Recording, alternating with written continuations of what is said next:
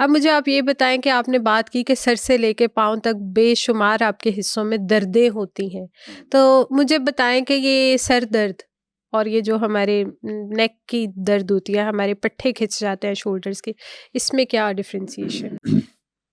سر درد میں بھی دیکھیں، بلڈ پریشر کی وجہ سے بھی سر درد ہوتی ہے. اگر آپ سر درد سامنے ہے چہرے پہ تو آنکھوں کی بیماریوں سے بھی سر درد ہو سکتی ہے.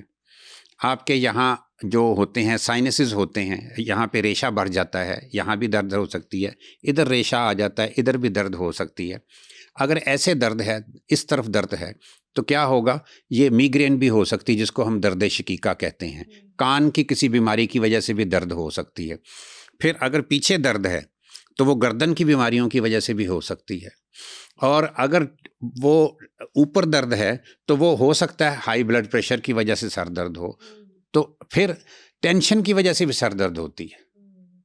وہ کہتے ہیں نا، سر درد ہو تو دوا کیجئے، کچھ لوگ اگر سر درد ہوں تو کیا کیجئے. تو وہ اس میں آپ نے کرنا کیا ہوتا ہے، اس میں آپ نے لوگوں کے ساتھ اپنی ڈیلنگ بہتر کرنی ہوتی ہے. یہی اس کا علاج ہے.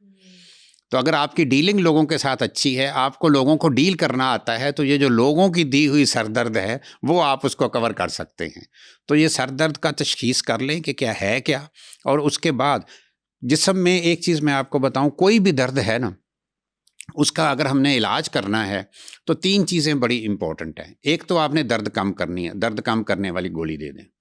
دوسرے نمبر پہ آپ نے اس درد کی وجہ تلاش کرنی ہے، وہ جس وجہ سے درد ہو رہی ہے اس کی دوائی دے دیں. تیسرا، وہ درد کی وجہ سے جو اس کی ذہنی ڈسٹربنس ہوئی ہے اس کو بھی آپ نے ٹھیک کرنا ہے. آپ کو مریض کی کاؤنسلنگ کرنی آنی چاہیے، اپنے آپ کو بھی کاؤنسلنگ کرنے کی. یہ جو آٹو سجیشن ہوتی ہے نا، سب سے زیادہ فائدہ مند یہ چیز ہے کہ انسان اپنے آپ کو خود تسلی دے کہ خدا نخواستہ یہ کوئی جان لیوا بیماری نہیں ہے، تم ٹھیک ہو جاؤ گے. درد ہے، چھوٹا موٹا نقص ہے، میں اس کو کور کر لوں گا، ڈاکٹر سے میں نے دوائی لے لی ہے اور یہ انشاءاللہ یہ ٹھیک ہو جائے گی.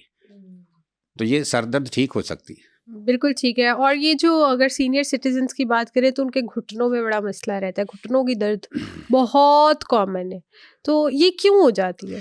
گھٹنوں کے درد کا میں آپ کو ایک چیز بتاؤں.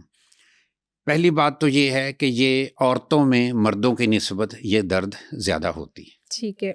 اب عورتوں میں بھی اگر آپ 2 طرح کی لیڈیز ہیں ہمارے ملک میں، ایک وہ جو گاؤں میں رہتی ہیں، ایک وہ جو شہر میں رہتی ہیں. بالکل.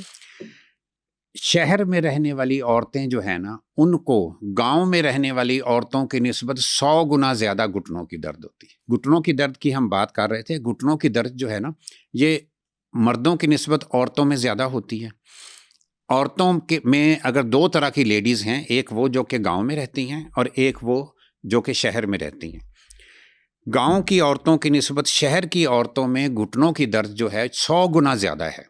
جب اس کی ٹریس کی گئی کہ اس کی وجہ کیا ہے، تو بڑی ایک مزیدار سی وجہ ہے کہ گاؤں کی عورت بیٹھ کے کھانا پکاتی ہے، شہر کی عورت کھڑے ہو کے کھانا پکاتی ہے. اچھا، اس وجہ سے بھی درد زیادہ ہوتی ہے؟ یہ بالکل. اب دیکھیں نا، اب سوچیں، ایک گاؤں شہر کی عورت کھڑے ہو کے کھانا پکا رہی ہے، گھٹنوں کے اوپر 92% آپ کا ویٹ ہے.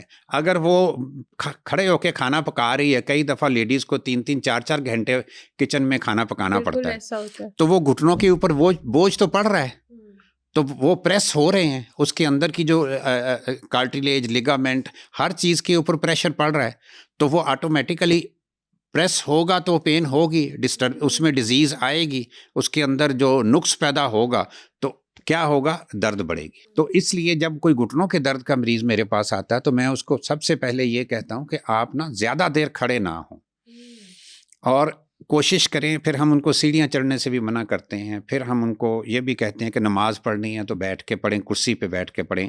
اور جو ہے نا، یہ واش روم بھی ہم کہتے ہیں کہ کموڈ استعمال کریں. تو پھر یہ ہے کہ پھر اس کے بعد ہم اس کا ایکس رے کرواتے ہیں تاکہ دیکھتے ہیں کہ اصل نقص کیا ہے. پھر وہی 3 پرنسپلز کہ درد کنٹرول کرتے ہیں، پھر درد کی وجہ کنٹرول کرتے ہیں، اور پھر اس کو سائیکولوجیکلی بھی ٹھیک کرتے ہیں کہ بھئی آپ کو یہ کوئی خدا نخواستہ کوئی جان لیوا بیماری نہیں ہے، تو یہ ٹھیک ہو سکتی ہے.